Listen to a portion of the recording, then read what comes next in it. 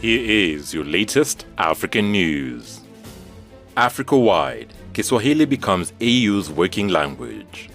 Following a request from Tanzania's Vice President Dr. Philip Mpango, the African Union heads of state and government have recognized Kiswahili as one of the bloc's official working languages. Dr. Mpango said that Kiswahili is one of Africa's most widely spoken languages, with almost 100 million people speaking it both inside and outside the continent. He said Kiswahili is already in use in a number of communities, including the East African Community, the Southern African Development Bloc, and as a teaching language in a number of African countries. In addition, he stated that UNESCO has designated July 7 as World Kiswahili Language Day.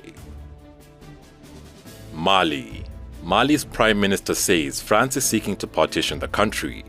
Prime Minister Choguel Kokala Maiga has accused France of working to partition his country through French military involvement in the Sahel, in a new challenge to European diplomats in Bamako. Speaking to the congregation of envoys, Maiga said that after a time of elation when French soldiers liberated northern Mali from jihadists in 2013, and I quote, the intervention turned into an operation of a de facto partition of Mali, which consisted of giving up part of their territory where the terrorists had time to take refuge and reorganize themselves to come back in force in 2014. And I quote, Maiga also accused the European Tabuka task force sent to help Mali fight insurgents of being created to divide the country. In January, a Danish contingent of Tabuka that had arrived in Mali was asked to leave. Burkina Faso. Prosecutor seeks a 30-year term for Compaoré in Sankara case. Former President Blaise Compaoré of Burkina Faso is facing a 30-year prison sentence for his role in the assassination of revolutionary leader Thomas Sankara. Sankara was slain in 1987, and a trial was opened last year after French authorities agreed to divulge military recordings documenting his death. Mr. Compaoré came to power in a coup in 1987 and governed for 27 years before being toppled by popular uprising in 2014. He then escaped to Ivory Coast, a neighboring country. Prosecutors have sought a military court to find Mr. Compaoré guilty in his absence of an, and I quote, an attack on state security, concealment of a corpse, and complicity in a murder, end quote, accusing him of being the main perpetrator. The former president was Sankara's close friend and denies any role in his death. Ghana. Ghanaian government finds Spanish firm $6 million after deadly explosion. The Ghanaian government says Spanish company Maxim Corp, in charge of a lorry that last month exploded and killed 13 people, violated storage and transport laws. Maxim Corp has been fined $6 million. The truck was transporting explosives owned by Maxim to a gold mine when it collided with a motorbike and blew up close to the town of Bogoso. The blast destroyed the village of Apietse, injuring more than 100 people. Africa-wide. Africa's free trade area to boost the creative industry and create jobs for the youth.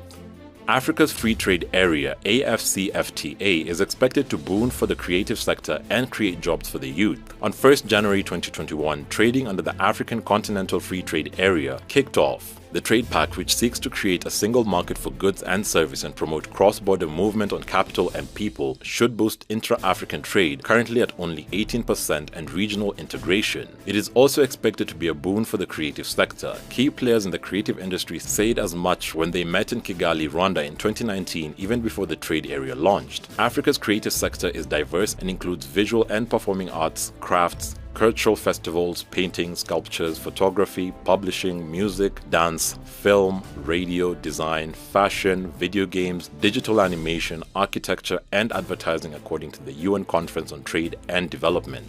The organization notes that the sector is helping fuel Africa's economic growth. Democratic Republic of Congo and Uganda. The International Court of Justice to rule on a large Democratic Republic of Congo-Uganda restitution lawsuit. The UN's top court will rule in a long-running compensation fight between Uganda and the Democratic Republic of Congo, which is claiming billions of dollars over a brutal 1998 to 2003 war. In 2005, the ICJ ruled that Uganda had to pay reparations to its vast Central African neighbors for invading it in a 5-year war that left thousands of people dead. Kinshasa is now claiming more than 11 billion for the occupation of its volatile northern eastern Ituri region. At the same time, however, the Hague-based court also said in 2005 that Uganda should be compensated after its embassy in Kinshasa was attacked and its diplomats abused. Negotiations on an amount drew to a stalemate, and in 2015 Kinshasa asked for the case to go back before the judges. Following further postponement to find a solution, the ICJ also heard 4 independent experts to advise it on a possible amount. South Africa. Rhino poaching in South Africa is on the decline.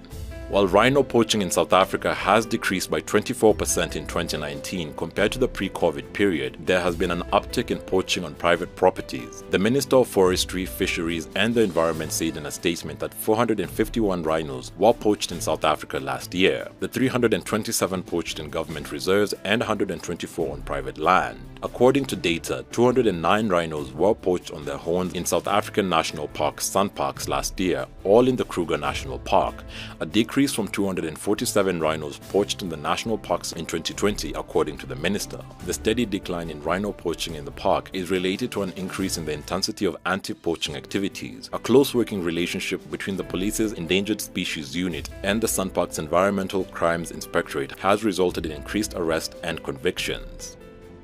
Thanks for watching. Please subscribe, follow, share and like our video. It's the best way of supporting us. Great news, you can now pre-order our children's book Maua and the Gardens of Plenty, a book that teaches children the power of great ideas. This book is the best book to start exposing your children to African stories told by Africans. Find the purchase link in the description below.